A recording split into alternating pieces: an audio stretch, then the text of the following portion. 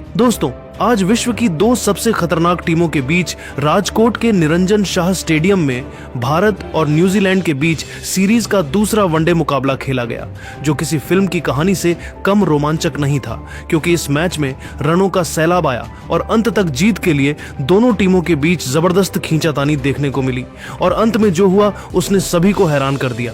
Kiwi कप्तान Mitchell Santner ने toss जीता और पिच की सपाट प्रकृति को देखते हुए पहले बल्लेबाजी करने का बड़ा फैसला किया ताकि भारतीय टीम के सामने एक अभेद्य लक्ष्य रखा जा सके। राजकोट के निरंजन शाह स्टेडियम के खूबसूरत और विशाल मैदान पर आज जब न्यूजीलैंड की पारी की शुरुआत हुई तो वह उनके लिए किसी भयावह और डरावने सपने जैसी रही, क्योंकि भारतीय तेज गेंदबाजी के नए स्तंभ अर्शदीप सिंह और प्रसिद्ध कृष्णा ने अपनी आग उगलती और हवा में लहराती गेंदों से कीवी सलामी बल्लेबाजों के होश पूरी तरह उड़ा दिए थे। अर्शदीप सिंह ने पारी के दूसरे ही ओवर में अपनी घातक इन स्विंगर से कीवी ओपनर को 4-1 खाने चित कर दिया और उसके तुरंत बाद प्रसिद्ध कृष्णा ने भी अपनी रफ्तार और सटीक उछाल का कहर बरपाते हुए शुरुआती ओवरों में ही 2 विकेट झटककर न्यूजीलैंड के खेमे में पूरी तरह से सन्नाटा पसरा दिया था। मैदान पर मौजूद हजारों भारतीय फैंस के शोर के बीच ऐसा प्रतीत हो रहा था कि कीवी टीम आज ताश के पत्तों की तरह बिखर जाएगी और शायद 100 रनों का आंकड़ा भी नहीं छू पाएगी। लेकिन तभी मैदान पर न्यूजीलैंड के सबसे अनुभवी, भरोसेमंद और महान बल्लेबाज केन विलियमसन का साथ देने के लिए मार्क चैपमैन आए और इन दोनों के बीच 190 रनों की एक ऐसी ऐतिहासिक, जादुई और अविश्वसनीय साझेदारी पनपी जिसने न केवल भारतीय गेंदबाजों के पसीने छुड़ा दिए बल्कि पूरे मैच का पासा ही पलट कर रख दिया। मार्क चैपमैन ने क्रीज पर कदम रखते ही अपनी आक्रामकता का परिचय दिया और उन्होंने विशेष रूप से भारतीय स्पिनरों कुलदीप यादव और रविंद्र जडेजा को अपना निशाना बनाते हुए मैदान के चारों कोनों में विस्फोटक शॉट्स की झड़ी लगा दी।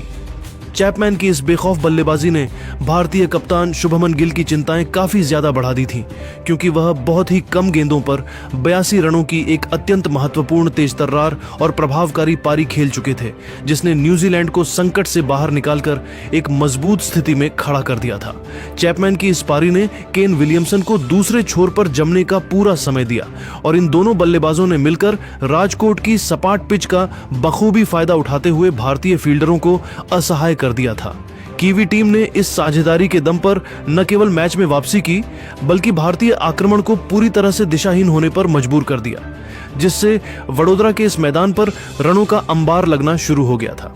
राजकोट के मैदान पर दूसरे छोर पर खड़े दिग्गज बल्लेबाज केन विलियमसन आज अपने करियर की शायद सबसे सर्वश्रेष्ठ और जादुई लय में नजर आ रहे थे, जहां उन्होंने भारतीय गेंदबाजी आक्रमण की धज्जियां उड़ाते हुए और भारतीय गेंदबाजों के आत्मविश्वास को चकनाचूर करते हुए 130 गेंदों पर 158 रनों की एक विराट और यादगार पारी खेली। केन विलियमसन ने अपनी इस पारी के दौरान वडोदरा के स्टेडियम में के हर कोने में शॉट्स लगाए और खास तौर पर हर्षित राणा और प्रसिद्ध कृष्णा की तेज रफ्तार गेंदों के खिलाफ उन्होंने जिस तरह से बैकफुट पंच और कलात्मक कलाइयों का इस्तेमाल किया, उसे देखकर क्रिकेट प्रेमी दंग रह गए।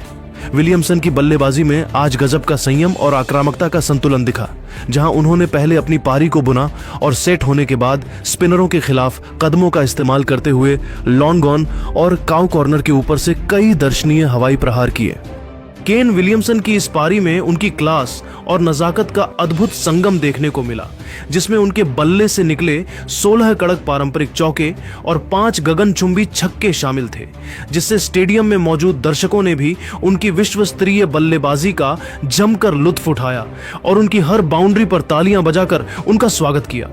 मार्क चैपमैन के एक शानदार कैच के हाथों पवेलियन लौटने के बाद अनुभवी विकेटकीपर बल्लेबाज टॉम लैथम मैदान पर उतरे और उन्होंने भी क्रीज पर पैर जमाते ही विलियमसन का बखूबी साथ निभाना शुरू किया और बहुत ही चतुराई से स्ट्राइक रोटेट करते हुए 40 रनों का एक छोटा लेकिन बेहद प्रभावी योगदान दिया। कीवी पारी के अंतिम ओवरों में जब टीम को एक आक्रामक फिनिशिंग टच की सख्त जरूरत थी,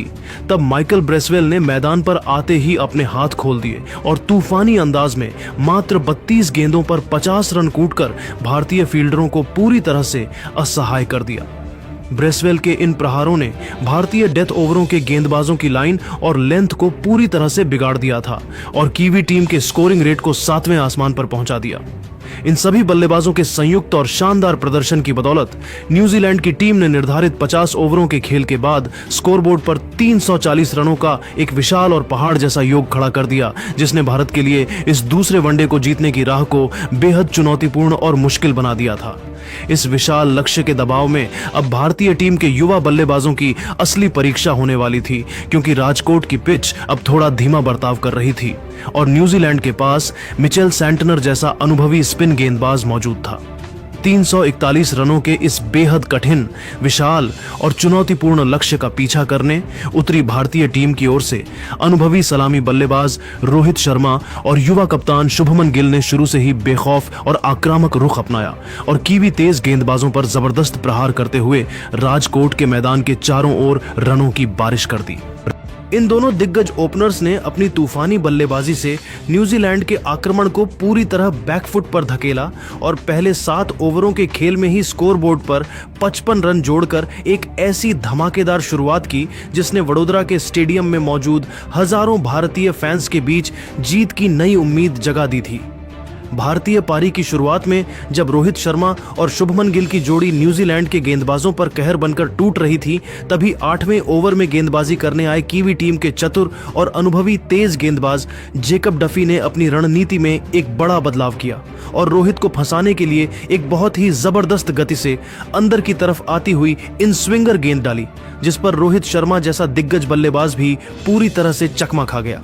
रोहित शर्मा, जो कि उस समय बहुत ही शानदार और आक्रामक लय में दिख रहे थे और कीवी आक्रमण की धज्जियां उड़ा रहे थे, वह डफी की उस गेंद की अतिरिक्त स्विंग और पिच से मिलने वाले अप्रत्याशित उछाल को सही से भांप नहीं सके और गेंद उनके अनुमान से पहले ही शरीर के करीब आ गई। रोहित ने उस गेंद पर एक कड़क और जोरदार पुल शॉट खेलने का प्रयास किया, लेकिन गेंद उनके बल्ले के ऊपरी हिस्से यानी टो एंड पर लगकर मिड विकेट की दिशा में बहुत ऊंची हवा में टंग गई, जहां न्यूजीलैंड के तैनात फील्डर ने हवा के दबाव के बावजूद अपनी नजरें गेंद पर जमाए रखीं और कोई गलती न करते हुए एक सुरक्षित कैच लपक लिया, जिसके चलते रोहित शर्मा एक जोखिम भरा पुल शॉट खेलने के प्रयास में 24 गेंदों पर 30 रन बनाकर आउट हो गए। उनकी पारी में 4 शानदार चौके और एक गगनचुंबी छक्का शामिल था। रोहित के इस तरह अचानक और दुर्भाग्यपूर्ण तरीके से आउट होकर पवेलियन लौटने के बाद पूरा राजकोट स्टेडियम एक पल के लिए सन्न रह गया, लेकिन अगले ही क्षण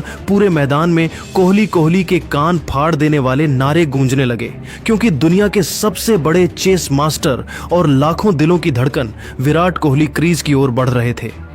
वडोदरा के इस ऐतिहासिक मैदान पर मौजूद हर एक प्रशंसक को विराट कोहली से आज एक बड़ी ऐतिहासिक और मैच जिताऊ पारी की पूरी उम्मीद थी, क्योंकि भारत को 341 रनों के इस विशाल लक्ष्य तक पहुंचाने के लिए किंग कोहली का क्रीज पर टिकना बेहद जरूरी था।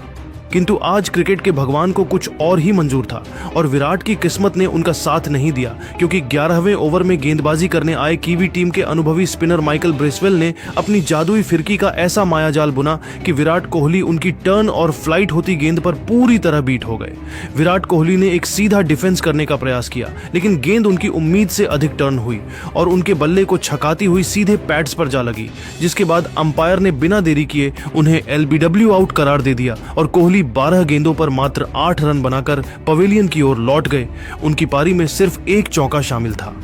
67 रनों के मामूली स्कोर पर भारत के 2 सबसे बड़े और अनुभवी विकेट गिर जाने के बाद पूरी भारतीय टीम गहरे दबाव के दलदल में फंस गई थी और हार की काली परछाई वडोदरा के मैदान पर मंडराने लगी थी। ऐसे नाजुक और कठिन समय में क्रीज पर कदम रखा युवा और तकनीकी रूप से बेहद सक्षम बल्लेबाज ऋतुराज गायकवाड़ ने, जिन्होंने कप्तान शुभमन गिल के साथ मिलकर बहुत ही सूझबूझ, धैर्य और ठंडे दिमाग से पारी को धीरे धीरे आगे बढ़ाना शुरू किया। इन दोनों ने मिलकर सबसे पहले विकेट गिरने के सिलसिले को रोका और खराब गेंदों का इंतजार करते हुए सिंगल डबल लेकर स्ट्राइक रोटेट की, ताकि भारतीय टीम को इस गहरे संकट से बाहर निकालकर जीत की पटरी पर वापस लाया जा सके। भारतीय टीम के 2 बड़े विकेट गिरने के बाद कप्तान शुभमन गिल और ऋतुराज गायकवाड़ ने बेहद समझदारी दिखाई और जोखिम को पूरी तरह से कम करते हुए स्ट्राइक रोटेट करने पर अपना पूरा ध्यान केंद्रित किया, ताकि दबाव को कम किया जा सके। इन दोनों बल्लेबाजों ने राजकोट की पिच पर संभलकर बल्लेबाजी की और 20 ओवरों के खेल की समाप्ति के बाद भारत का स्कोर 2 विकेट के नुकसान पर 107 रनों तक पहुंचा दिया, जहां शुभमन गिल 48 रन पर नाबाद थे और ऋतुराज गायकवाड़ 18 रन पर नाबाद रहकर अपनी नजरें जमा चुके थे। इसके बाद इन दोनों ने रणगति को तेज करने का फैसला किया और मैदान के चारों ओर गैप्स ढूंढकर बाउंड्री बटोरना शुरू किया, जिससे 30 ओवरों के खेल के बाद भारत का स्कोर 2 विकेट के नुकसान पर 170 रनों के सम्मानजनक योग तक पहुंच गया, जहां शुभमन गिल 80 रन पर नाबाद थे और ऋतुराज गायकवाड़ 45 रन पर नाबाद रहकर अपने अर्धशतक के करीब थे।